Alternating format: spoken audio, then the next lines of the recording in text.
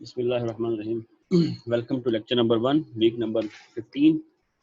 Last time we have been discussing about the network layer और आज हम transport layer को स्टार्ट करेंगे। ट्रांसपोर्ट लेयर की जो रिस्पॉन्सिबिलिटी है वो एंड टू एंड, बल्कि एंड टू एंड भी नहीं, प्रोसेस टू प्रोसेस कह सकते हैं कि एंड टू एंड में जो है वो लेयर 3 की रिस्पॉन्सिबिलिटी है, जिसका काम है कि पैकेट को from one computer to other computer पहुंचाना, जैसे कि एलएस के कंप्यूटर से बॉब के कंप्यूटर तक पहुंचाना, इस तरीके से यहाँ से राउट कर।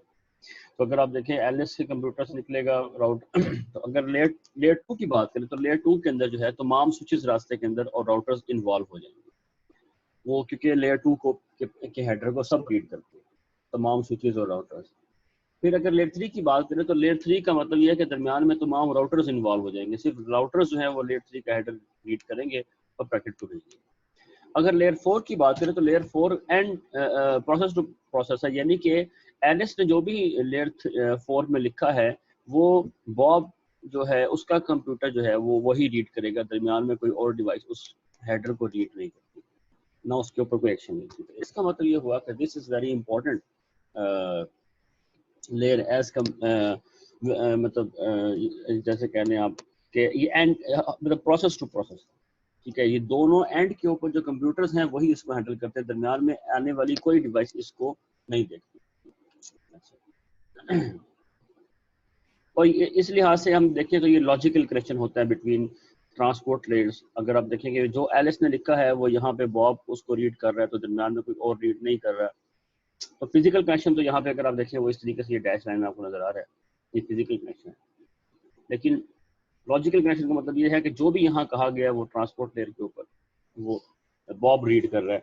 ये एक लॉजिकल कनेक्शन बन चुका है यहाँ पे कि दो लेयर्स आपस में बात कर रही है जो कि डिफरेंट नोड्स के ऊपर है। अच्छा जी, नेटवर्क लेयर जो है उसका मेन सर्विसेज क्या है? उसकी नेटवर्क लेयर की जो मेन सर्विसेज हैं वो एक तो वो सर्विसेज प्रोवाइड करता है टू द एप्लीकेशन लेयर। जो एप्लीकेशन लेयर के पास जब कोई डाटा होता है, जब कोई एप्लीकेशन जो आपकी चल रही होती है कंप्यूटर के ऊपर, जब वो डाटा सेंड करती हैं तो वो डाटा अपना हैंड ओवर करती है टू द ट्रांसपोर्ट लेयर, ठीक है, पहली तो बात ये। इसके अलावा ये फ्लो कंट्रोल करता है, एरर कंट्रोल करती है लेयर। इसका मेजर कामों में से एक काम जो है वो ये वाला है, फ्लो कंट्रोल करना। अच्छा, इसके अलावा इसका काम है सेगमेंटेशन करना, असेंबली ऑफ द पैकेट, री असेंबली ऑफ द पैकेट। ये सारे काम इसकी रिस्पॉन्सिबिलिटी में आते हैं। इसके लिए हम देखेंगे ये जी। तो अगर आप network layer versus transport layer की बात करें तो हमने जिस तरह पहले भी बात की थी कि नेटवर्क लेयर का काम है कि इस कंप्यूटर से क्लाइंट से सर्वर तक डाटा को पहुंचा देना, बस क्लाइंट से सर्वर तक पहुंचाना। जब सर्वर पे पहुंच जाएगा तो सर्वर के ऊपर बहुत सारे प्रोग्राम चल रहे होते हैं, बहुत सारी एप्लीकेशन चल रही होती है। तो कौन सा यहाँ से कौन सी एप्लीकेशन किस एप्लीकेशन से बात करना चाह रही है, ये काम जो है वो प्रॉपर देखिए। अगर आप यहाँ पे जरा गौर करें तो आपको पता चलेगा कि अगर आपके पास एक पैकेट जो है वो यहाँ से निकल के यहाँ तक अगर पहुंच भी गया है यहाँ तक, लेकिन अब आगे क्वेश्चन ये है कि वो किस जो है प्रोग्राम के हैंड ओवर करे, इस एप्लीकेशन को दे या इस एप्लीकेशन को दे। ठीक है जी बात। ये जो इशू है इसको सॉल्व करने के लिए फिर आपके पास ये ट्रांसपोर्ट लेयर इस्तेमाल होती है। और ट्रांसपोर्ट लेयर इसके लिए क्या इस्तेमाल करती है? पोर्ट नंबर इस्तेमाल करती है। हर एप्लीकेशन का एक नंबर होता है जो कि उसको असाइन किया जाता है। तो जिस तरह फॉर एग्जाम्पल यहाँ पे एक प्रोसेस नंबर 1 है, यहाँ 2 है, लेट्स से यहाँ पे 9 है और यहाँ पे 10 है। तो आपके पास जो प्रोसेस नंबर 1 है अगर वो 10 से बात कर रहा है तो बेसिकली यहाँ पे सोर्स जो है वो 1 लिखा होगा और डेस्टिनेशन 10 लिखा होगा, पोर्ट नंबर। तो जब पैकेट यहाँ पहुंचेगा तो वो चेक करेगा कि डेस्टिनेशन पोर्ट नंबर क्या है। वो 10 की बुनियाद पे पैकेट इधर नहीं भेजेगा बल्कि इधर भेज देगा, पैकेट इसको मिल जाएगा। तो सही मतलब correct delivery of the packet जो है ये पॉसिबल होगी कि अगर आप ट्रांसपोर्ट लेयर के साथ जो ऊपर जो पोर्ट एड्रेसेस को यूज कर लेंगे तो फिर आपके पास ये वाला मसला भी हल हो जाएगा। तो मेजर प्रॉब्लम जो है ये ट्रांसपोर्ट लेयर जो सॉल्व करती है यही करती है कि आपके पास जो एंड टू एंड जो डिफरेंट एप्लीकेशन चल रही हैं उनसे डाटा लेके और प्रॉपर जिस एप्लीकेशन को हैंड ओवर करना है उस तक वो डाटा पहुंचाना जी। तो अगर आप देखें यहाँ डे टाइम क्लाइंट और डे टाइम सर्वर की एग्जांपल दी गई है कि डे टाइम क्लाइंट का जो है नंबर 2000 है और यहाँ पे उसका सर्वर का नंबर 13 है। तो अब जब पैकेट जाएगा उसमें सोर्स पोर्ट नंबर लिखा होगा 52,000 और डेस्टिनेशन लिखा होगा 13। तो यहाँ से पैकेट निकलेगा और यहाँ पहुंचेगा और 13 की बुनियाद पे उस तक पहुंच जाएगा। जब रिप्लाई आएगा तो जो आपके पास सोर्स है वो अब 13 और डेस्टिनेशन कौन है 52,000, तो डेस्टिनेशन तक ये पैकेट कैसे पहुंच जाएगा। तो पोर्ट नंबर, और आपको याद है कि हमने जो हमारे पास शुरू की लैब्स थी वहाँ पे हमने जहाँ पे वायर शार्क पे काम किया था, तो वहाँ पे हमने पोर्ट नंबर्स के ऊपर बड़ा डिटेल काम किया था। हमने कुछ पोर्ट नंबर को रीड भी किया था, ये कैसे रीड करते हैं, वहाँ पे इसके बारे में हमने तफसीलात से मैंने आपको आगाह किया, तफसील से हमने बात की। तो अगर आप देखें डेस्टिनेशन आईपी एड्रेस जो होता है उसकी बुनियाद पे आप किसी एक कंप्यूटर तक पहुंच सकते हैं, यानी कि आप कह सकते हैं कि destination IP address select the server. और डेस्टिनेशन पोर्ट नंबर क्या होता है, वो सिलेक्ट करता है आपके पास पोर्ट प्रोसेस कि किस प्रोसेस को आपने ये डाटा हैंड ओवर करना है। प्रोसेस मतलब वो एप्लीकेशन जो आपके कंप्यूटर में चल रही है, और आप इसलिए इसको कहते हैं ट्रांसपोर्ट लेयर की जिम्मेदारी जो है वो प्रोसेस टू प्रोसेस कम्युनिकेशन है। ठीक है जी बात, कि एक प्रोसेस से दूसरे प्रोसेस तक डाटा को लेके जाना। पोर्ट नंबर जो है उनकी रेंजेस हमने पढ़ी थी कि वेल नोन, रजिस्टर्ड और डायनामिक होते हैं, इसके ऊपर हमने बात की थी जब हमने लैब की थी, आई थिंक गालबन लैब नंबर 2 थी जब हमने इस पर बात की। ठीक है, तो इसको तो मैं फिल वक्त छोड़ता हूँ कि ये बात हम कर चुके हैं ऑलरेडी। अच्छा, अब हम बात करते हैं सॉकेट एड्रेस किसे कहते हैं। सॉकेट एड्रेस क्या होता है, it's a combination of IP address and port number. तो अगर आप आईपी एड्रेस जो है वो ये जो लिखा हुआ है 200.23.56.8 और पोर्ट नंबर 69 है, अगर आप इन दोनों को मिला लें तो ये सॉकेट एड्रेस बन जाएगा। Socket address combination of IP address and port number. अच्छा, इनकैप्सुलेशन और डीकैप्सुलेशन, अगर आप देखें जो मैसेज उसको रिसीव होगा फ्रॉम द एप्लीकेशन लेयर के ऊपर, जो भी एप्लीकेशन चल रही है क्लाइंट साइड के ऊपर, या उसको प्रोसेस कहा गया, यहाँ पे एप्लीकेशन को प्रोसेस कहा गया। बेसिकली जहाँ भी लिखा हुआ है प्रोसेस, इसका मतलब ये है कि एप्लीकेशन। तो मैं अब एप्लीकेशन नहीं कहूँगा बल्कि प्रोसेस कहूँगा, ताकि आपको पता हो कि ये प्रोसेस जो है ये एप्लीकेशन ही होता है। तो जो प्रोसेस चल रहा है क्लाइंट के ऊपर, जो उसने डाटा एक मैसेज जो है वो सेंड करना है, तो वो उसको ट्रांसपोर्ट लेयर के हैंड ओवर कर देता है, अगर आपको नजर आ रहा हो। हैंड ओवर करने के बाद ट्रांसपोर्ट लेयर उसको पेलोड बना के उसके साथ एक हेडर अटैच करके उसको एक पैकेट की फॉर्म में कन्वर्ट करके सेंड कर।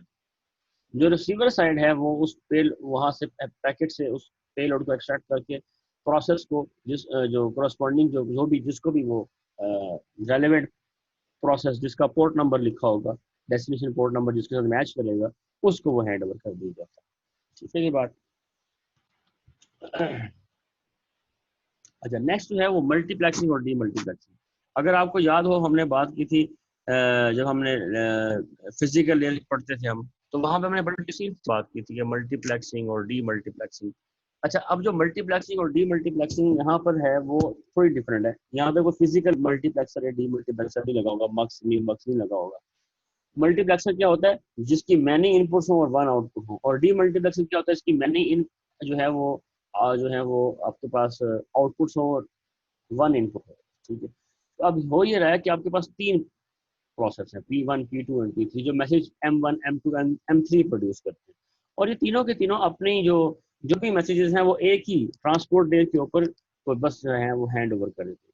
ट्रांसपोर्ट लेयर भी इनको स्ट्रीमलाइन करके इकट्ठा जो जिस तरीके से भी सेंड करना है वो पैकेट बना के इनको आगे सेंड करती है। ट्रांसपोर्ट लेयर बेसिकली इन मल्टीपल एप्लीकेशंस का डाटा जो है वो मल्टीप्लेक्स करती है ओवर द चैनल जहां भी उसको सेंड करना है। तो यहाँ इसका मतलब यह कि पैकेट 1 और 3 जो है वो इस तरफ गए और पैकेट 2 जो है वो इस तरफ गया, यहाँ पे इस सर्वर के पास गया। अब जब यहाँ पहुंचे तो यहाँ पे देखें पैकेट 1 और 3 आए। अब इसने उसको करस्पॉन्डिंग जो है वो पोर्ट नंबर की बेस के ऊपर करस्पॉन्डिंग एप्लीकेशन को हैंड ओवर करना। तो यहाँ पे आउटपुट जो है वो मल्टीपल है, एक नहीं है। तो एक इनपुट आई, अब वो उसके पोर्ट नंबर की बुनियाद पे तो ये जो पोर्ट नंबर की बुनियाद पे वो सेपरेशन करता है कि किसको किस आगे फॉरवर्ड करना है। उससे आप क्या कहते हैं, उसे कहते हैं आप बेसिकली इसको कहा जाता है डीमल्टीप्लेक्सिंग। ठीक है जी बात। अच्छा, अब अहम यहाँ से मेन कॉन्सेप्ट आपके शुरू होते हैं ट्रांसपोर्ट लेयर की। ट्रांसपोर्ट लेयर के जो प्रोटोकॉल है वो दो तरह के होते हैं, पुश टाइप के या पुल टाइप के। अब पुश का मतलब क्या होता है, पुश का मतलब ये है कि देखिए किसी चीज को धकेलना, कोई चीज आपके पास है लेकिन आप उसको धक्का लगा के अपने से दूर कर रहे हैं। और पुल का मतलब क्या है, कोई चीज दूर है और उसको आप वो खींच रहे हैं, आप मतलब अपनी तरफ खींच रहे हैं। तो पुल का मतलब खींचना। अब पुशिंग जो है डाटा के लिहाज से क्या होगी, कि आपके पास एक प्रोड्यूसर है जिसने डाटा प्रोड्यूस किया, जो सेंडर है बेसिकली, उसके पास डाटा है सेंड करने के लिए, तो वो कस्टमर के मांगे बगैर, कंज्यूमर के मांगे बगैर उसको डाटा सेंड कर देता है। तो अगर आप देखें यहाँ पे में वो डिलीवर कर रहा है डाटा कंज्यूमर को विदाउट इट्स रिक्वेस्ट आने से पहले वो सेंड कर देता है। अच्छा, अब वो जो कि सेंड किए जा रहा है तो रिसीवर जो है, यानी कि जो कंज्यूमर है, वो सिर्फ फीडबैक के तौर पे ये कह सकता है कि आप फ्लो कंट्रोल जो है वो करवा सकता है, कि वो कहे कि आप डाटा कम भेजें या मजीद भेजें, इस तरह की चीज़ें कर सकता है।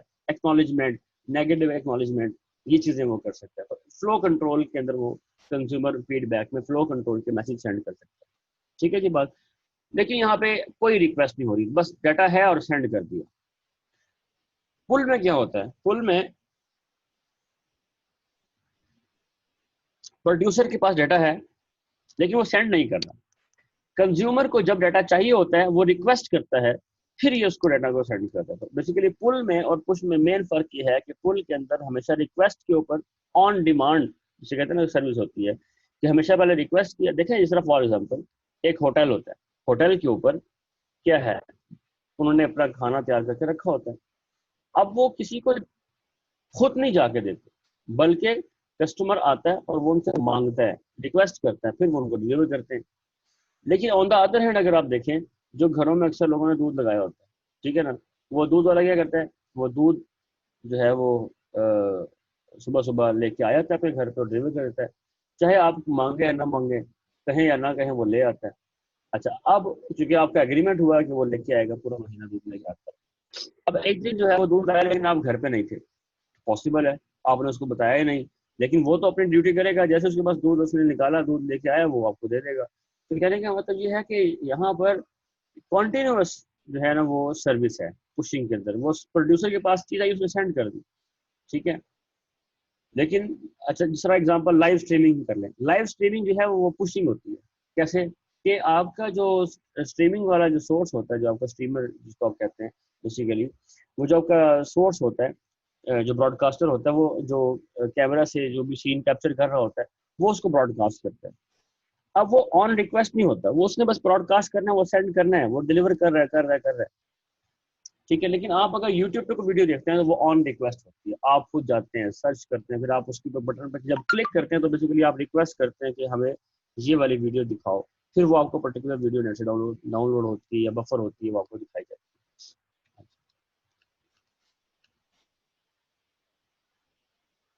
सेंडर, अच्छा हाँ, ये इंपॉर्टेंट एक स्लाइड है। जब आपके पास सेंडर के पास डेटा होगा सेंड करने के लिए, तो वो फॉरन, ये देखें, ये एप्लीकेशन, ये सेंडर साइड की एप्लीकेशन और ट्रांसपोर्ट लेयर है, ये रिसीवर साइड की एप्लीकेशन लेयर और ट्रांसपोर्ट लेयर है। तो सेंडर साइड की एप्लीकेशन लेयर जो है, उसके पास प्रोड्यूसर है, कोई एप्लीकेशन है जो डाटा प्रोड्यूस कर रही है। जैसे ही डाटा आया उसने क्या किया, फॉरन सेंड कर दिया विदाउट एनी रिक्वेस्ट, पुश कर दी डाटा। तो ट्रांसपोर्ट लेयर क्या कर सकती है, सिर्फ फ्लो कंट्रोल करवा सकती है कि डाटा कितना सेंड करना है, कितना नहीं करना, या एक्नॉलेजमेंट्स कर सकती है, फ्लो कंट्रोल के मैसेज जाएंगे। अब ट्रांसपोर्ट लेयर के पास डाटा आ गया, ट्रांसपोर्ट लेयर ने क्या किया, अब ट्रांसपोर्ट लेयर ने वो खुद प्रोड्यूसर बन गया क्योंकि उसके पास डाटा आ गया है। अब transport layer as a producer जो है वो डाटा पुश कर देगा टुवर्ड्स रिसीवर।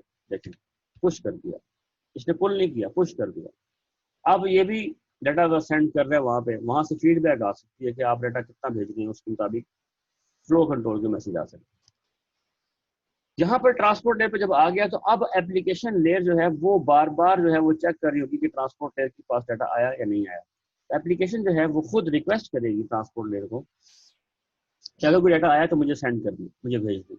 अब ऑन रिक्वेस्ट जो है ये डाटा जो है पुल जो किया जाएगा, बेसिकली वो एप्लीकेशन जो है पुल कर रही है फ्रॉम द ट्रांसपोर्ट लेयर, यहाँ से डाटा उधर जा रहा है। ठीक है, तो ये बेसिकली पूरा कॉन्सेप्ट है ट्रांसपोर्ट लेयर के ऊपर फ्लो कंट्रोल किस तरीके से होता है। एरर कंट्रोल भी होता है जी। एरर कंट्रोल जो होता है वो मैसेजेस आपके जो होते हैं एरर कंट्रोल के जाते हैं। अब एरर कंट्रोल के अंदर बेसिकली 5 चीज़ें हैं, तकरीबन 4 या 5 चीज़ें जो वो करता है, जो आपकी ये जो है ट्रांसपोर्ट लेयर जो ये एरर कंट्रोल करती है, इसमें कुछ चार चार चीज़ें हैं। और वो क्या चीज़ें हैं जी, वो मैं आपको बताता हूँ। नंबर 1 तो ये डिटेक्ट करता है कि एरर तो नहीं है पैकेट के अंदर, एरर इन द पैकेट, उसको डिटेक्ट किया जाता है। और जो एरर वाले पैकेट होते हैं उनको डिस्कार्ड किया जाता है। इसके लिए चेकसम को यूज़ करता है। ठीक है जी बात, इस काम के लिए चेकसम यूज किया जाता है करप्टेड पैकेट को डिटेक्ट करने के लिए। इसके अलावा वो ट्रैक करता है कि पैकेट लॉस तो नहीं हुआ, कोई पैकेट लॉस हुआ है तो उसको रीसेंड करना भी रिस्पॉन्सिबिलिटी है ट्रांसपोर्ट लेयर की। और ये ट्रांसमीटर सॉरी जो आपका सेंडर होता है उसके ऊपर टाइमर्स को यूज करते हैं रीट्रांसमिशन के लिए। हम देखेंगे अभी कि रीट्रांसमिशन कैसे होती है। कि पैकेट नहीं पहुंचा, सेंडर को पता चल जाता है कि ये नहीं पहुंचा, तो वो उस पैकेट को रीसेंड कर देता है। डुप्लीकेट पैकेट्स को अवॉइड करना, कि अगर एक पैकेट आपने पहले ही यूज रिसीव कर लिया तो उसको दोबारा से अगर कोई सेंड कर दे गलती से तो उसको डिस्कार्ड कर दे कि डुप्लीकेशन ऑफ द पैकेट ना हो। इसके अलावा बफर करना पैकेट्स को, ताकि जो आउट ऑफ ऑर्डर पैकेट आ रहे हैं उनको इन ऑर्डर डिलीवर करना टू द एप्लीकेशन लेयर। देखिए ना, ये हम एग्जांपल देखेंगे कि हम पैकेट जो है वो 3-4 इकट्ठे भेजते हैं, तो कोई पैकेट किसी और रास्ते पे निकलता है, कोई किसी और रास्ते पे निकलता है, तो डिफरेंट पाथ जो लेते हैं उसकी वजह से they can reach out of order. तो आपने पैकेट नंबर 1, 2, 3 भेजे और हो सकता है वो पहुंचे 4, 2, 1, 3। अब इनको इन ऑर्डर करना है before sending to application layer, तो ये काम भी ट्रांसपोर्ट लेयर का है। ठीक है, ये बात फ्लो कंट्रोल के अंदर ये चीजें होती है। अच्छा, अब नेक्स्ट कॉन्सेप्ट जो है वो स्लाइडिंग विंडो का है। This is another important concept in the transport layer. Sliding window क्या होता है? देखिए, आपके पास जो सेंडर होता है उसके पास होता है बफर, यानी जब एक सेंडर डाटा सेंड कर देता है तो उसके बाद वो पैकेट जो उसने सेंड कर दिया है उस पैकेट की एक कॉपी अपने पास रखता है। क्यों रखता है? बिकॉज उसने सेंड तो कर दिया है, लेकिन अभी उसने मेक श्योर करना है कि वहां पहुंच गया। तो रिसीवर जो है जब उसको पैकेट मिल जाता है वो एक्नॉलेजमेंट भेजता है।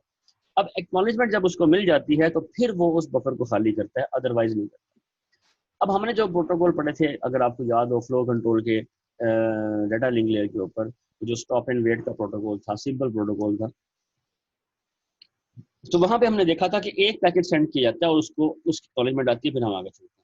लेकिन यहाँ ऐसे नहीं होगा। ट्रांसपोर्ट लेयर थोड़ी सी एडवांस तरीके से काम करती है। वो हर पैकेट के लिए एक्नॉलेजमेंट को नहीं देखते, बल्कि वो क्या करते हैं कि वो एक से ज्यादा पैकेट भेज देते हैं। तो इस वक्त अगर आप देखें 4 पैकेट्स हैव बीन सेंट, तो 0, 1, 2, 3, 4 जो है वो 0, 1, 2, 3 ये 4 पैकेट भेज दिए गए हैं, लेकिन एक्नॉलेजमेंट जो है वो अभी आनी है, अभी आई नहीं है। तो देखिए, एक्नॉलेजमेंट आने से पहले उसने अगले 4 पैकेट भी भेज दिए। अब जो एक्नॉलेजमेंट एक्सपेक्टेड है वो किसकी है? एक्नॉलेजमेंट जो एक्सपेक्टेड है वो है पैकेट नंबर 0 की, क्योंकि जारी बात है इसकी अभी तक नहीं आई तो 1 की कहाँ से आएगी। तो कहने का मतलब ये है कि वो 0 की, ये जो है sequence number of the first outstanding packet का मतलब ये है कि ये वो पैकेट है जिसकी एक्नॉलेजमेंट वो एक्सपेक्ट कर रहा है कि अभी आएगी। और ये जो 4 स्लॉट्स आपको नजर आ रही है फिल हो चुकी हैं। आगे जो 3 स्लॉट हैं वाइट है, ये अभी फिल नहीं हुई। मतलब अगर आप नेक्स्ट पैकेट भेजते हैं तो उसको सीक्वेंस नंबर क्या लगाएंगे आप? 4 लगाएंगे। तो जो आपको बाहर नजर आ रहे हैं 0, 1, 2, 3, 4, 5, 6, 7, 8, 9, 10, 11, 12, 13, 14, 15, ये क्या है? ये सीक्वेंस नंबर है। अच्छा, ये पैकेट को आप लगा के भेजते हैं ताकि हमें पता हो कि जो पैकेट हमने भेजा वो किस स्लॉट में था। ठीक है जी बात, उसका सीक्वेंस नंबर क्या था। अच्छा, इसका मतलब ये है कि हमारे पास 0 से लेकर 15 तक 16 स्लॉट्स अवेलेबल है जो हम यूज कर सकते हैं, जो हम डाटा सेंड कर सकते हैं। बफर कर, हमारे पास बफर जो है, जो मेमोरी है उसका साइज क्या है? 16, यानी कि 16 पैकेट्स वो होल्ड कर सकता है। लेकिन इस वक्त अगर आप देखें, जो आपको बोल्ड हुआ जो जो ये जिसकी अब जो थिक लाइंस है ब्लैक कलर की, अगर आप उसमें देखें तो आपको ये 0 से लेकर 6 तक नजर आ रही है। ये जो 0 से लेकर 6 तक है ये कहलाती है आपकी विंडो। ये विंडो का साइज वेरिएबल होता है, यानी इस वक्त जो इसका साइज है वो 7 है, यानी आप मैक्सिमम 7 पैकेट भेज सकते हैं विदाउट एक्नॉलेजमेंट। ये होता है विंडो साइज। तो विंडो साइज क्या होता है? The number of packets that we can send before receiving any acknowledgement. ठीक है, जिस तरह अभी इस वक्त आप देखें, इस वक्त हमने 4 सेंड किए हुए हैं और उनकी एक्नॉलेजमेंट नहीं आई, तो अब हमने देखे एक और भेज दिया, तो अब यानी कि वो जो सीक्वेंस नंबर 4 भी हमने भेज दिया। अब नेक्स्ट सीक्वेंस नंबर जो है वो 5 होगा, फिर हमने वो 5 भी भेज दिया, 5 और 6 भी भेज दिया। अब हमारी विंडो जो है वो फुल हो गई है। अब हम क्या करेंगे? क्या हम आगे 7 वाली भी यूज कर लें? नहीं, ऐसा नहीं है, क्योंकि विंडो हमारी फुल हो चुकी है। इसका मतलब है the maximum number of packet जो हम सेंड कर सकते थे वो हमने सेंड कर दिए अभी तक के लिए, जो विंडो का साइज था उसके मुताबिक। अब जब तक एक्नॉलेजमेंट नहीं आएगी हम आगे मजीद कोई पैकेट नहीं भेजेंगे। यानी कि ये एक हद है कि आपने ये देखा ना कि हमने पहले तो ये था ना कि हर पैकेट के लिए हम एक पैकेट सेंड करते हैं, एक्नॉलेजमेंट आती है, फिर सेकंड पैकेट सेंड करते हैं, फिर एक्नॉलेजमेंट आती है। ये तो काम काफी स्लो था कि पैकेट सेंड किया, वेट किया, एक्नॉलेजमेंट आई, फिर नेक्स्ट पैकेट सेंड किया, फिर वेट किया, तो इसलिए इसको स्टॉप एंड वेट कहते हैं। लेकिन यहाँ ऐसे नहीं था। यहाँ तो ऐसा कि आपने एक से ज्यादा पैकेट 1 2 3 4 5 6 7 पैकेट्स आपने भेज दिए, एक्नॉलेजमेंट नहीं है ये भी किसी की भी, लेकिन आप आखिर इसकी भी कोई हद है कि कितने पैकेट आप भेज सकते हैं। तो वो हद क्या होती है, जो आपकी विंडो का साइज है, और विंडो का साइज जो डिटरमिन किया जाता है वो नेटवर्क की कंडीशन के मुताबिक आप डिटरमिन करते हैं कि कितना होना चाहिए। लेकिन एक चीज यहाँ से वाजे हो रही है कि मैक्सिमम कितना साइज हो सकता है विंडो का, जितने आपके पास बफर है। यानी कि हो सकता है कि विंडो का साइज मैक्सिमम अगर बढ़ते बढ़ते कहाँ तक चला जाएगा, 16 से बड़ा तो नहीं हो सकता, क्योंकि आपके पास मेमोरी 16 है। तो आपके पास चूंकि बफर में स्लॉट सिर्फ 16 है, तो आपकी जो विंडो साइज है वो मैक्सिमम 16 तक जा सकती है। ठीक है जी बात, तो बफर साइज से बड़ा आपका विंडो का साइज नहीं हो सकता। अच्छा, एक बात है, हम ये भी नेक्स्ट, अब हमें एक पैकेट नंबर 0 की एक्नॉलेजमेंट मिली, तो अब ये आपकी पूरी की पूरी जो विंडो है ना, ये एक आगे ऐसे स्लाइड कर जाएगी, एक एक स्लॉट आगे शिफ्ट हो जाएगी। तो जब शिफ्ट हो जाएंगी तो आपके पास अगर देखें, अब हमारे पास जो नेक्स्ट पैकेट आउटस्टैंडिंग है वो पैकेट नंबर सीक्वेंस नंबर 1 है, और ये हमें 7 वाली एक स्लॉट अब मिल गई है, अब हम एक पैकेट और सेंड कर सकते हैं। इस तरह जो जो एक्नॉलेजमेंट्स आती रहेंगी ये विंडो आगे स्लाइड करती रहेगी, ऐसे ऐसे ये स्लाइड कर, इसलिए इसका नाम है स्लाइडिंग विंडो। सर्कुलर फैशन में इसको दिखाने का मकसद ये था कि इस तरीके से हमें सीक्वेंस नंबर नेक्स्ट कौन सा आएगा वो समझना आसान होता है। अभी मैं आपको एग्जाम्पल दिखाता हूँ लीनियर फॉर्म में, जहाँ पे है, तो ये लीनियर फॉर्म में वही चीज़ है। अगर आप देखें कि आपके पास 4 पैकेट आपने सेंड किए, और फिर आपने ये 5वां पैकेट भी सेंड कर दिया, फिर आपने ये सारे विंडो को फुल कर दिया। अब आपके पास 0 की एक्नॉलेजमेंट आई, तो आपने स्लाइड कर दिया विंडो को आगे। लेकिन जब आप स्लाइड करते करते जाएंगे तो 11 के बाद जो है वो ये घूम के वापस 12 पे आ जाएगा। तो इस वक्त जो है ना वो आपको थोड़ा सा कि नेक्स्ट पैकेट कौन सा होगा, और वो पता करना थोड़ा सा मुश्किल हो जाता है, या आप कहें कि कंफ्यूजन हो सकती है। अब इस कंफ्यूजन को अवॉइड करने के लिए मेरा ख्याल यहाँ तक ये है कि हमारे पास ये सर्कुलर फॉर्म में जो रिप्रेजेंटेशन है ज़्यादा बेहतर है, क्योंकि इसमें आपको पता है कि 15 के बाद 0 ही आएगा, और ये नेक्स्ट कौन सा आ रहा है, हम बस क्लॉक वाइज चलते रहेंगे और जो आएगा नेक्स्ट वो नेक्स्ट होगा। यहाँ पे हमें वो एक लॉजिकली जेन में रखना पड़ेगा कि हाँ ये 11 के बाद 12 है और ये आपस में ऐसे कनेक्टेड है, तो इससे बेहतर ये है कि हम उसको कनेक्टेड कर ही लें और सर्कुलर फॉर्म में रख लें। अब नेक्स्ट जो कॉन्सेप्ट, ये तो हमारे पास था स्लाइडिंग विंडो कॉन्सेप्ट के, स्लाइडिंग विंडो क्या होता है। नेक्स्ट जो हमारे पास कॉन्सेप्ट है वो है कनेक्शन लेस सर्विस और connection oriented service. Connection less service के अंदर कोई कनेक्शन नहीं बनाया जाता बिटवीन क्लाइंट एंड सर्वर। जैसे ही क्लाइंट के पास जो कोई भी एप्लीकेशन चल रही है, वो उसके पास डाटा होता है, वो फौरन से ट्रांसपोर्ट लेयर को देती है मैसेज नंबर 0, और ट्रांसपोर्ट लेयर उसको सेंड कर देती है टुवर्ड्स द सर्वर, और सर्वर को मिला, सर्वर की करस्पॉन्डिंग वो जो सर्वर प्रोसेस था उसको उस तक पहुंच गया। नेक्स्ट जो है वो आपके पास मैसेज नंबर 1 आया, वो भी ऐसे ही आपने सेंड कर दिया, लेकिन वो थोड़ा डिले से पहुंचा। ठीक है जी बात। अच्छा, मैसेज नंबर 2 आपने सेंड किया, वो जल्दी पहुंच गया। तो इसका मतलब ये है कि आपने मैसेज नंबर 1012 इस ऑर्डर में आपने सेंड किया, लेकिन मैसेज नंबर 1 जो है उसने लॉन्ग पाथ जो है ना वो कोई हासिल कर लिया था, और वो उसमें थोड़ा टाइम लग गया, और मैसेज नंबर 2 जो है वो जल्दी पहुंच गया। अच्छा, अब ये इधर जो पहुंचे हैं वो इस ऑर्डर में पहुंचे हैं, तो आपने सेंड किया 012 और पहुंचे किस तरह 021। तो अब आप देखें, इंपॉर्टेंट बात यह है कि यहाँ जो ट्रांसपोर्ट लेन है वो उसने क्या किया, उसने इनको इन ऑर्डर नहीं किया, तरतीब से नहीं किया, बल्कि 012 की फॉर्म में ही सर्वर के प्रोसेस को यानी कि एप्लीकेशन को हैंड ओवर कर। अब इसका मतलब क्या है कि इसने रीअसेंबली नहीं की, यानी सॉरी, इसने पैकेट्स को रीऑर्डर नहीं किया। रीऑर्डर ना करने की वजह से क्या नुकसान हो रहा है कि वो जो रीऑर्डरिंग है वो जिम्मेदारी बन गई है अब application. Transport layer connection less service के अंदर खुद रीऑर्डरिंग नहीं करती, ये चीज याद रखने वाली है। ठीक है ये बात। अगर कनेक्शन ओरिएंटेड है तो सबसे पहले तो क्या होगा कि कनेक्शन की रिक्वेस्ट आएगी, कनेक्शन ओपन करने की रिक्वेस्ट आएगी from the client, connection establish होगा, वो 3 वे हैंडशेक होगा। अगर आपको याद हो, हमने पढ़ा था कि कैसे होता है 3 वे हैंडशेक, कि पहले रिक्वेस्ट आती है, फिर ये उसका रिस्पांस देता है सर्वर, उसके बाद वो एक्नॉलेजमेंट आती है, और ये 3 वे हैंडशेक हो गया, कनेक्शन बन गया। अब इसके बाद क्या होगा, इसके बाद जाके डाटा सेंड होना शुरू होगा, तो पैकेट नंबर 0 अब जाए पहुंच गया अगेन। अब देखिए, अगर आप जब उसको पैकेट नंबर 2 पहले मिला तो उसको पता है कि पैकेट नंबर 0 के बाद 1 आना चाहिए था, लेकिन 2 आ गया, तो उसने पैकेट नंबर 2 को होल्ड कर लिया, आगे नहीं भेजा उसने एप्लीकेशन लेयर को। जब 1 आया तो उसने मैसेज नंबर 1 एंड 2 उनको तरतीब में करके अब इन ऑर्डर डिलीवरी हो रही है। इसका मतलब ये है कि अब बेसिकली जो ऑर्डरिंग है वो भी हो रही है ट्रांसपोर्ट लेयर के ऊपर। तो कनेक्शन ओरिएंटेड के अंदर डाटा जो है वो एप्लीकेशन लेयर को इन ऑर्डर डिलीवर किया जाता है, उसके बाद कनेक्शन क्लोज हो जाएगा और ये आपका टीयर डाउन हो गया कनेक्शन। अब हम बात करते हैं ट्रांसपोर्ट लेयर के प्रोटोकॉल यानी कि फ्लो कंट्रोल के लिए। फ्लो कंट्रोल के रिस्पेक्ट से हम बात करेंगे। पहला जो प्रोटोकॉल हमने देखना है वो है सिंपल प्रोटोकॉल है, जो कि कनेक्शन लेस प्रोटोकॉल है। सिंपल प्रोटोकॉल अगर आपको याद हो, इसमें क्या था कनेक्शन, इसमें सिंपल ये था कि आपके पास एक सेंडर है, एक रिसीवर है, आपके पास डाटा होता है सेंड करने के लिए, आप सेंड कर देते हैं, ठीक है, और उसकी एक्नॉलेजमेंट आती रहती है। तो ये सिंपल प्रोटोकॉल है, बस डाटा आ रहा है आप सेंड कर रहे हैं, डाटा आ रहा है आप सेंड कर रहे हैं। तो ये तो है सिंपल प्रोटोकॉल, इसमें तो कोई कॉम्प्लेक्सिटी नहीं है, ठीक है। अगर इसकी डायग्राम देखें तो वैसे होगी, रिक्वेस्ट, पैकेट आया सेंड किया, पैकेट आया सेंड किया, बस पैकेट्स आ रहे हैं और आप सेंड करने हैं क्योंकि कनेक्शन लेस है, ठीक है।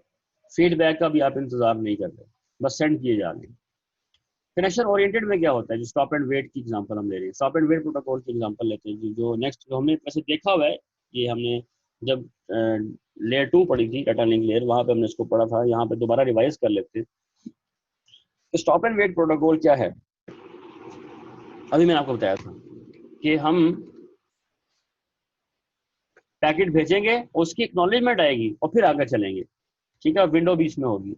तो हम बेसिकली क्या करेंगे, एग्जांपल के तौर पर हम यहाँ से समझते हैं। अगर आप देखें स्टॉप एंड वेट में, एक तो विंडो का साइज 1 है, यानी आप देखें यहाँ पे सेंडर ने ये सेंडर ने जो है सीक्वेंस नंबर 0 जो है वो पैकेट आपने सेंड किया, पैकेट 0 वो अराइव हुआ, इसने एक्नॉलेजमेंट नंबर 1 भेजी। याद है एक्नॉलेजमेंट नंबर 1 क्यों थी, 1 क्या बता रहा है, 1 ये बता रहा है कि packet number 0 has been received successfully, now you can send packet number 1। तो बेसिकली जो एक्नॉलेजमेंट का नंबर होता है वो नेक्स्ट पैकेट जो एक्सपेक्ट कर रहा होता है रिसीवर, उसका नंबर होता है एक्नॉलेजमेंट के अंदर। एक्नॉलेजमेंट नंबर के अंदर 1 है तो इसका मतलब यह है कि रिसीवर एक्सपेक्ट कर रहा है कि जो नेक्स्ट पैकेट आएगा उसका जो सीक्वेंस नंबर 1 होगा। तो अब अच्छा, जैसे ही इसने पैकेट सेंड किया था, पैकेट नंबर 0, इसने एक टाइमर स्टार्ट कर दिया था, और जब इसकी एक्नॉलेजमेंट वापस आई तो उसने टाइमर को स्टॉप कर दिया, मतलब वो सक्सेसफुली आ गई है। अब जैसे ही एक्नॉलेजमेंट नंबर वापस आई, एक्नॉलेजमेंट वापस आई तो इसने अपना जो है ये विंडो को आगे स्लाइड कर दिया, नेक्स्ट सीक्वेंस नंबर जो है वो 1 पे आ गया। अच्छा, यहाँ पे क्या हुआ था, शुरू में ये आर जो है ये 1 पे था, 0 पे था, जब ये पैकेट अराइव हुआ तो इसने अपनी विंडो को आगे स्लाइड कर दिया। तो कहने का मतलब है कि विंडो दोनों तरफ है, बफर दोनों तरफ है, मेमोरी जो आपको नजर आ रही है, जो आपको पूरा एक बफर सा नजर आ रहा है जिसके ऊपर ये स्लाइड कर रही है विंडो, ये पूरा बफर है आपको, बेसिकली मेमोरी है, इसके ऊपर ये स्लाइड कर रहा है। तो ये दोनों तरफ मेमोरी और बफर दोनों तरफ है, लेकिन आपकी विंडो का साइज जो है वो रिसीवर के साइड में भी 1 है और सेंडर के साइड में भी 1 है। अच्छा, अब जब ये सेकंड पैकेट सीक्वेंस नंबर 1 का भेजता है तो वो रास्ते में कहीं लॉस्ट हो जाता है, लेकिन इसने टाइमर स्टार्ट किया हुआ है। अब जब पैकेट नंबर 1 यहाँ मिला ही नहीं तो ये उसकी एक्नॉलेजमेंट भी नहीं भेजेगा, तो टाइम आउट हो जाएगा। जब टाइम आउट हो जाएगा तो इसको पता है कि जो पैकेट मैंने लास्ट टाइम भेजा था वो जा तो मिला नहीं उसको, अगर मिला है तो उसकी एक्नॉलेजमेंट रास्ते में कहीं खो गई है, तो ये क्या करेगा, ये उस पैकेट को दोबारा से सेंड कर देगा, रीसेंड। देखें इस तरीके से उसने रीसेंड किया पैकेट नंबर 1, इसने रीसेंड किया और वो यहाँ मिल गया। तो इसको जब 1 मिल गया तो उसने अपनी विंडो को आगे स्लाइड करके सीक्वेंस नंबर 0 पे ले गया कि अब मैं नेक्स्ट जो आपके पास पैकेट में एक्सपेक्ट कर रहा हूँ वो सीक्वेंस नंबर 0 है, और ये अब आगे एक्नॉलेजमेंट नंबर 0 भेज रहा है, वो यहाँ मिली तो इसने अपना टाइमर को स्टॉप किया और इसने भी अपना आगे से ये एक इसको आगे स्लाइड कर दिया। अब इसने पैकेट नंबर जो है वो 0 भेज दिया, तो 0 वो एक्सपेक्ट कर रहा था, 0 उसको मिला, उसने अपनी विंडो को आगे स्लाइड कर दिया, लेकिन जो उसने एक्नॉलेजमेंट मिली और भेजी वो रास्ते में कहीं लॉस्ट हो गई।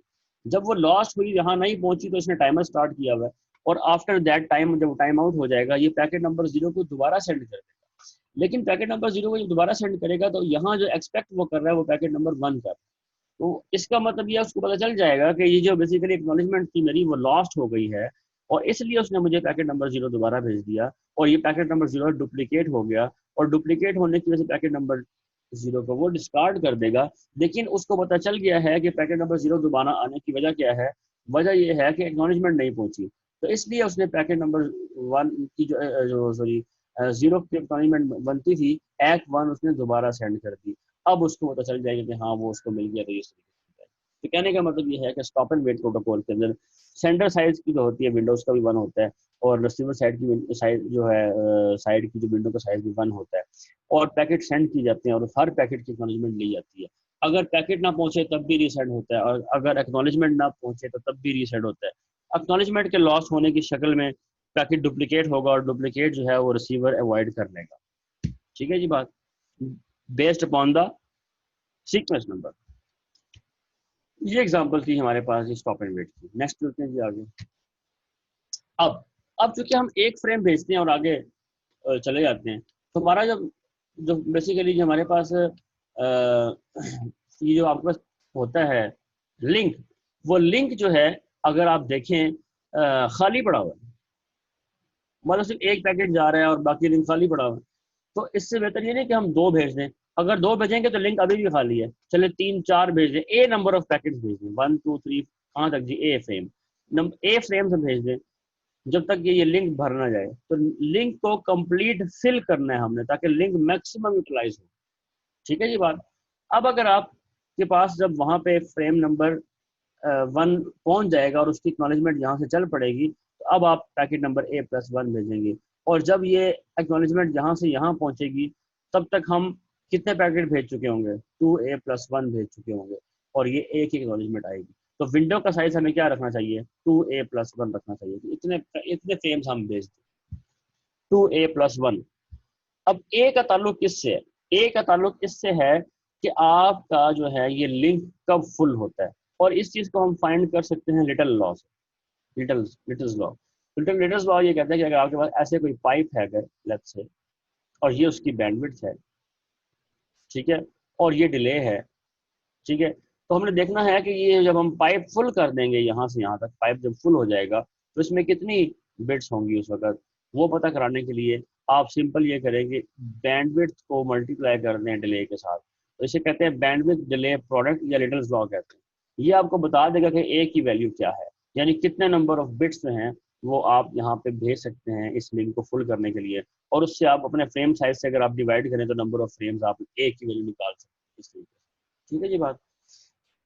अच्छा, अब एग्जांपल करते हैं ताकि हमें ये बात समझ में आए। तो कहता है consider use of 1000 bit frame size जो है वो हमारा कितना है, 1000 बिट का है, 1 Mbps जो है बैंडविड्थ है, डिले कितना है 270 मिलीसेकंड है। What is the maximum link utilisation for stop and wait protocol use करने आपने, यानी कि एक पैकेट जाएगा उसकी एक्नॉलेजमेंट आएगी, और continuous flow with window size जो है वो 7 और विंडो साइज 127 और विंडो साइज 755। ये आपने विंडो का साइज वेरी करके बताना है। अच्छा, अब अगर विंडो का साइज हम 7 रखते हैं तो क्या होगा, मैं वो करके बताता हूँ। सबसे पहले तो आप वो कर लेना जरा, बैंडविड्थ डिले प्रोडक्ट कर रहे हैं। बैंडविड्थ कितनी है हमारे पास, 1 Mbps, यानी कि 1 × 10⁶, ये बैंडविड्थ, ये देखें यहाँ से बैंडविड्थ। अच्छा, इसको मल्टीप्लाई किससे करना होता है हमने, डिले से। इसको डिले से मल्टीप्लाई करें, डिले कितना है 270 मिलीसेकंड, ये बनेगा 270 मिली किसे कहते हैं, 10⁻³ ऐसी है। जब आप इनको मल्टीप्लाई करेंगे तो जवाब क्या आएगा जी, ये 270 आ जाएगा, मल्टीप्लाई बाय 10⁻³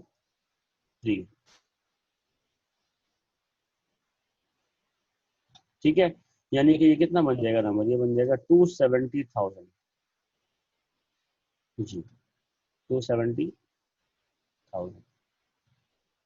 ये आपके पास किसकी वैल्यू आ गई, ये इसको आप m कह लें, मैक्सिमम नंबर ऑफ बिट्स जो आप सेंड कर सकते हैं, कि इतनी बिट्स, ये बिट्स हैं यहाँ पे बिट्स, इतनी बिट्स आप सेंड करें तो आपका लिंक फुल हो जाएगा, ये वाला, ये बिट्स आप नंबर ऑफ बिट्स आप मैक्सिमम सेंड करते हैं। अब मैं कहता हूँ S1 जो है हमारे पास, वो है विंडो साइज 7। अगर विंडो साइज 7 है तो 7 फ्रेम्स हम भेज सकते हैं, और हर फ्रेम का साइज कितना होगा, 1000। इसका मतलब है हमने कितनी बिट्स भेजी, 7 × 1000, कितनी बिट्स हमने भेजी होंगी ना। अच्छा, तो कितनी बन जाएगी टोटल बिट्स, 7000 बिट्स। तो हमने फुल विंडो अगर हम भेज दें तो 7000 बिट्स हम भेज रहे हैं, लेकिन हम भेज कितने सकते हैं, भेज हम सकते हैं 270,000। तो यूटिलाइजेशन जिसको हम कहेंगे U1, वो किसके बराबर होगी, is equal to S1 divide by M multiply by 100, यानी जितनी बिट्स आपने सेंड की डिवाइड बाय टोटल जो आप सेंड कर सकते थे, मल्टीप्लाई बाय 100। अच्छा, अब S1 की वैल्यू क्या है, 7000, डिवाइड बाय M की वैल्यू क्या है, 270,000 मल्टीप्लाई बाय 100। तो ये 1000 इससे कट गया, तो ये 700 डिवाइड बाई 270 बनेगा। तो ये जो है ये तकरीबन कोई 2.5 बनती है वैल्यू, यानी सिर्फ 2.5% आप यूज कर रहे हैं अपने लिंक को। इसको जब आप 700 को जब आप डिवाइड करेंगे 270 से तो वैल्यू आएगी 2.5। इसका मतलब है कि अगर आप विंडो साइज 7 रखते हैं तो आप अपने लिंक को सिर्फ 2.5% यूज कर रहे हैं। जी, तो वो जो एम था हमारे पास उसकी वैल्यू क्या थी, 270,000।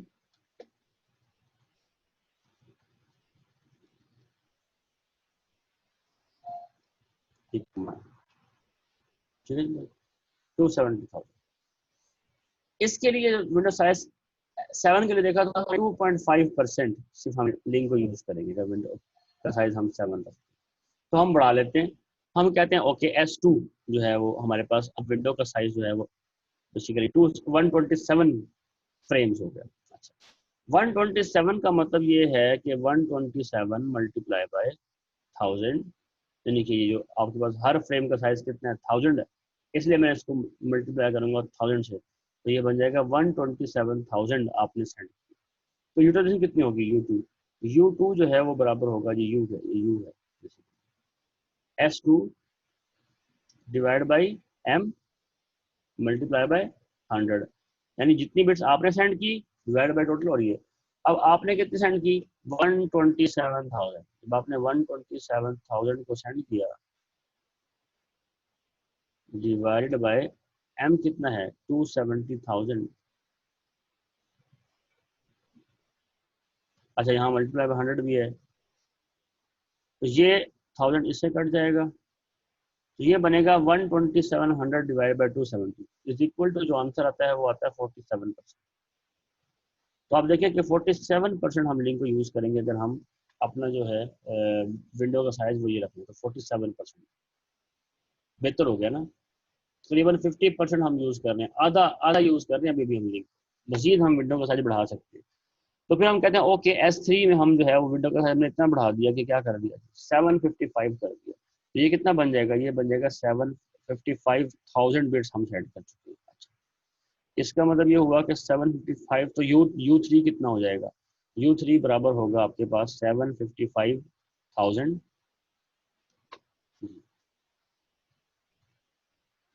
Divide by 270,000।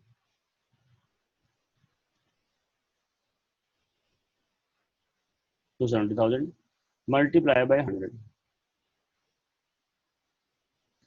1000 कट जाएगा ये वाला, तो ये बनेगा 75500 मल्टी डिवाइड बाय 270। तो इसका आंसर आएगा तकरीबन आपके पास मैं कैलकुलेट कर लेता हूँ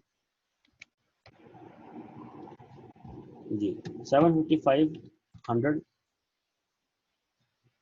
डिवाइड बाय 270 जी 280%। अच्छा, 280% जो है ये क्या है, ये क्या कोई फिजिबल चीज है, 280%, 280%। अब देखिए किसी भी चीज को आप कितना यूज कर सकते हैं, 100%। 100% ज्यादा यूज नहीं करते, मतलब ये जो फिगर है ये रियलिस्टिक नहीं है। मतलब इसको मतलब ये कि आपने लिंक को चोक कर दिया।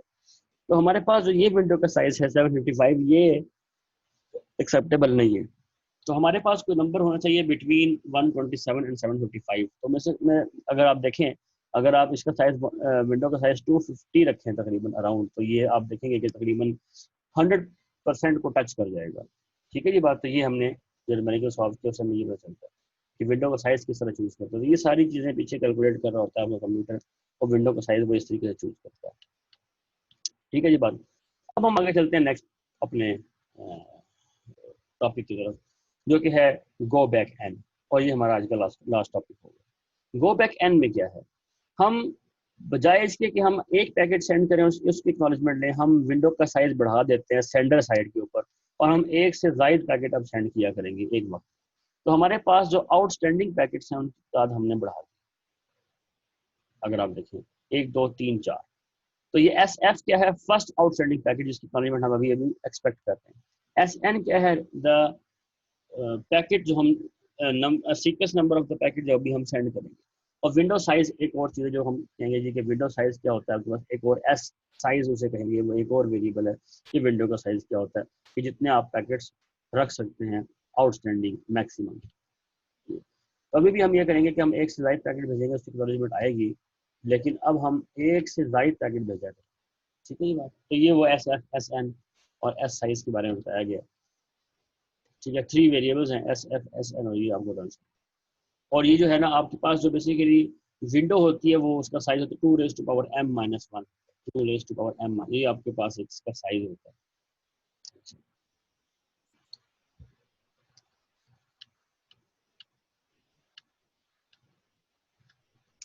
तो विंडो जो है बेसिकली वो आपकी इस तरफ, जैसे जिस तरह से एक्नॉलेजमेंट आती रहेगी तो विंडो इस तरफ स्लाइड करती रहेगी। तो देखिए एक्नॉलेजमेंट नंबर, अच्छा अब यहाँ देखें, हमने 4, 5, 6, 7 नंबर पैकेट भेजे हुए हैं। नेक्स्ट हम 0, 1, 2 भेज सकते हैं, लेकिन अभी हमने भेजा नहीं है, वो हमारे पास स्लॉट्स अवेलेबल हैं। लेकिन हमने ये अब नेक्स्ट टू सेट जो है वो 0 है, लेकिन हम जिसकी एक्नॉलेजमेंट एक्सपेक्ट कर रहे हैं वो है 4, लेकिन हम भेज चुके हैं 4, 5, 6, 7। अच्छा, लेकिन एक्नॉलेजमेंट किसकी आ गई? 6। अब 6 की एक्नॉलेजमेंट आने का मतलब क्या है? देखिए 6 की एक्नॉलेजमेंट आई है, एक्सपेक्ट किसकी कर रहे थे? इसकी, इसकी नहीं आई, इसकी आ गई।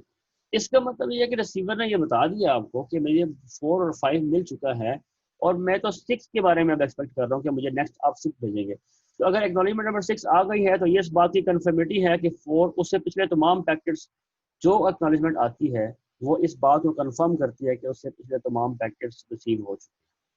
बेशक उनकी एक्नॉलेजमेंट कहीं लॉस्ट हो गई थी, जो भी वजह हुई थी, अगर आपको नहीं मिली तो आप 4 पे ही खड़े थे, लेकिन आपको एक्नॉलेजमेंट नंबर अचानक से 6 की मिल गई, तो इस 6 से आप ये अखज़ कर सकते हैं कि 4 और 5 भी सक्सेसफुली मिल गया होगा, तभी तो उसने 6 भेजा।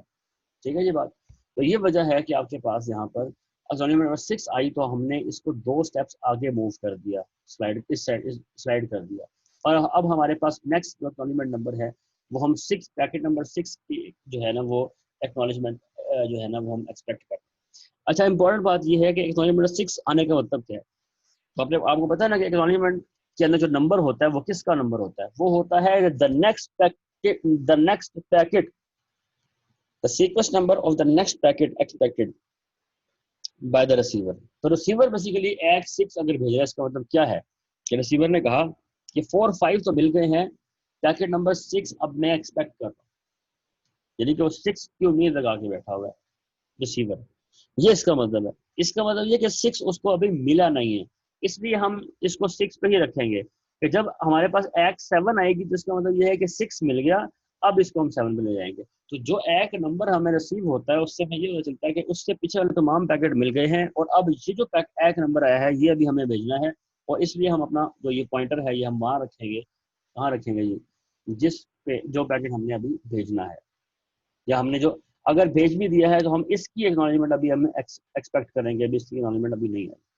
तो नेक्स्ट टाइम जो है वो आपके पास एक 7 आएगी, तो हम इसको एक स्टेप आगे और मूव करते हैं। ठीक है ये बात। अच्छा। तो स्टैंडर्ड में जो है जो गो बैक एन के अंदर जो स्लाइडिंग विंडो होती है उसमें जो सेंटर साइड पे स्लाइडिंग विंडो का साइज 1 से ज़ायद होता है, वो आप यहाँ पे देख सकते हैं 7 है। लेकिन रिसीवर की तरफ उसका साइज क्या होता है? 1 ही होता है। रिसीवर देख हमने कहा था ना कि जो स्लाइडिंग विंडो होती है दोनों तरफ होती है, रिसीवर की साइड पे भी होती है, सेंडर की साइड पे भी होती है।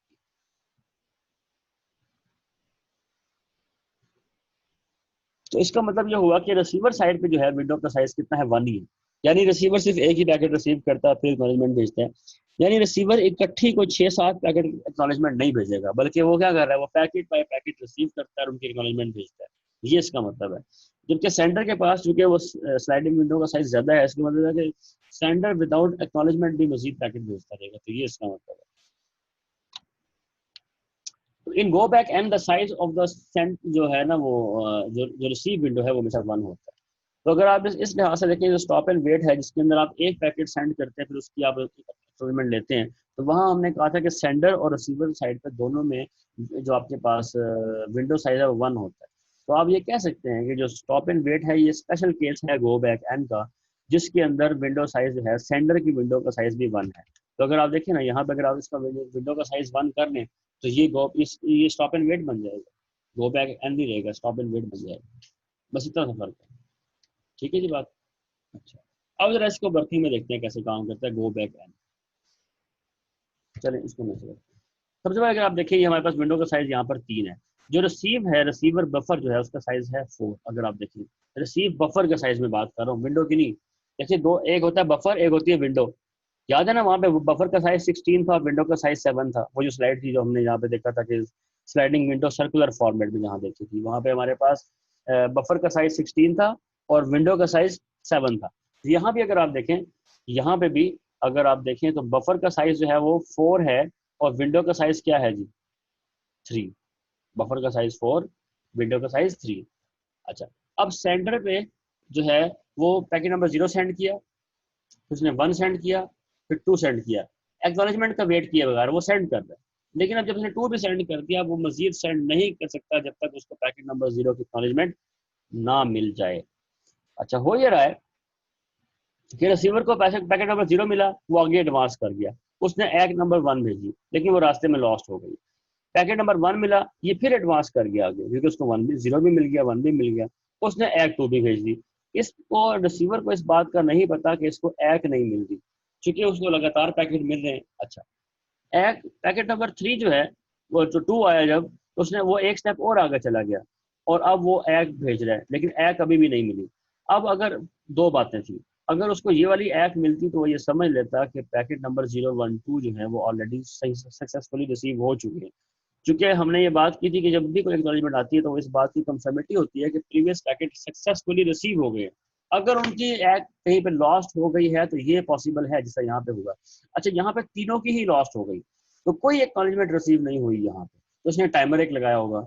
जैसे ही टाइमर टाइम आउट होगा तो ये क्या करेगा कि अब ये बेसिकली क्या करता है कि इसने नेक्स्ट पैकेट टू सेंड तो ये था, ये इसने सेंड करना था, लेकिन ये वापस चला जाएगा गो बैक एन, इसे कहते हैं go back N. Starting window के शुरू में चला जाएगा, और एन जो है ना यहाँ पे विंडो साइज है, तो ये गो बैक एन चला जाएगा, मतलब वापस जो previous the N nodes N packets back चला जाएगा। और एन यहाँ पे क्या है आपके पास, जो आपके पास इस वक्त जो आपके नंबर ऑफ आउटस्टैंडिंग पैकेट थे वो एन था, विंडो का साइज समझ में। गो बैक एन चला गया, वापस चला गया, और दोबारा से उसने पैकेट 0 सेंड किया, तो पैकेट 0 सेंड कर रहा है। अब उसको पैकेट नंबर 0 मिला, अब 0 तो उसको पहले मिला हुआ था, वो तो 3 एक्सपेक्ट कर रहा है, तो वो क्या करेगा जी, वो यहाँ पे डिस्कार्ड कर देगा। फिर वो 0 1 वो, लेकिन एक जब भेजेगा ये एक के मिलने से इसको अंदाजा हो जाएगा कि हाँ अब मुझे वो वहां पे 0 पहुंच गया। तो जब तक एक नहीं मिलेगी ये रीसेंड करता रहेगा। ठीक है जी बात। तो करेक्टली डिस्कार्डेड का मतलब क्या है, इसका मतलब ये है कि पैकेट नंबर जो 0 है वो ऑलरेडी रिसीव हो चुका था, डुप्लीकेट आई है, उसने डिस्कार्ड कर दिया, लेकिन एक्नॉलेजमेंट वो जरूर भेजेगा ताकि उसको पता लग गया कि बेसिकली 0 पैकेट की एक्नॉलेजमेंट नहीं गई थी। ऐसे ही 1 दोबारा डुप्लीकेट होगा, वो 1 की भी भेजेगा। ऐसे ही 2 डुप्लीकेट होगा, वो 2 को भी डिस्कार्ड करेगा, उसकी एक भेजेगा, और वो ये एक भेजता रहेगा, डुप्लीकेट को डिस्कार्ड करता रहेगा जब तक आपके पास एक्नॉलेजमेंट जो है वो सेंटर तक ना पहुंच जाए। नेक्स्ट आगे चलते हैं। यहाँ पे अगर आप देखें, हमने एक थोड़ा सा काम किया है, वो ये किया है कि हमने स्लाइडिंग विंडो का साइज बढ़ा के 4 कर दिया। अगर आप देखें तो हमारे पास बफर का साइज भी 4 था, देखिए जो बफर का साइज 4 था, विंडो का साइज 3 था, इसलिए हमने कहा कि send window size is less than 2 raise to power M. 2 raise to power M जो है ना वो हमारा बफर साइज है, समझा रही है, बफर साइज से छोटा रखा होता है। यहाँ पे हमने send window size is equal to buffer size कर लिया, बफर साइज हमारे पास 4 था, हमने इसको भी 4 कर दिया। इससे एक नुकसान होगा, नुकसान क्या होगा वो देख लेते हैं। पैकेट नंबर 0 सेंड किया, 0 रिसीव हुआ, उसने आगे स्लाइड किया, एक 1 भेजी, वो नहीं पहुंची, एक अलग बात है। पैकेट नंबर 1 सेंड किया, उसने फिर स्लाइड किया आगे, एक 2 भेजी, वो नहीं पहुंची। पैकेट नंबर 2 सेंड किया, एक उसको मिल गया, उसने आगे स्लाइड किया, एक 3 भेजी। अब चूंकि उसको एक ये भी नहीं मिली, लेकिन उसके पास विंडो में गुंजाइश मौजूद थी, उसने पैकेट नंबर 3 भी भेज दिया। पैकेट नंबर 3 भेजा, उसने आगे स्लाइड करके वो 0 पे आ गया, और उसने एक भेजी, वो एक नहीं मिली। इसने टाइमर लगाया था, टाइमर एक्सपायर हुआ, तो इसने क्या किया, ये वाला जो पैकेट था ये वाला उसने दोबारा भेज दिया। अब यहाँ जो रिसीव हुआ है वो पैकेट नंबर 0 है, और वो ये वाला है, अगर आपको याद हो, देखें ना, अगर आप नोट करें तो उसने जो भेजा है उसने ये वाला भेजा है। लेकिन अच्छा, वो एक्सपेक्ट भी क्या कर रहा था कि पैकेट नंबर 0 मिले, लेकिन जब उसको 0 मिला तो उसके मुताबिक तो पैकेट नंबर 0 ऑलरेडी रिसीव हो चुका है, 1 भी रिसीव हो चुका है, 2 भी हो चुका है, 3 भी हो चुका है। वो 0 ही एक्सपेक्ट कर रहा था, लेकिन वो अगला 0 एक्सपेक्ट कर रहा था। तो वो क्या करेगा, वो यहाँ पे एक मिस्टेक करेगा कि वो ये पैकेट नंबर यहाँ पे डाल देगा। अच्छा, वो इसको डुप्लीकेट नहीं समझ रहा। तो इसका मतलब ये हुआ कि अगर आप सेंड विंडो का साइज बफर साइज के बराबर भी रख दें तो नुकसान क्या होगा कि आपके पास डुप्लीकेट पैकेट का प्रॉब्लम आ सकता है, और वो इसलिए आएगा कि आपके पास जो वो एक्सपेक्ट कर रहा था वो नंबर अगला है, और जो पैकेट आया है वो पिछला है जो ऑलरेडी रिसीव हो चुका है। तो आपने ये पैकेट 2 दफ़ा रिसीव कर लिया, एक यहाँ भी रिसीव कर लिया, यहाँ रख लिया, और एक बार यहाँ रख लिया, तो डुप्लीकेट पैकेट का प्रॉब्लम आएगा यहाँ।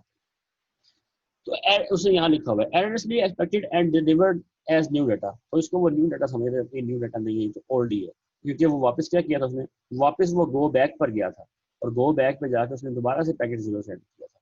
तो इसलिए ये जो जीरो है ये वो वाला नहीं जो एक्सपेक्ट कर रहा था, ये तो प्रीवियस वाला यही वाला जीरो था।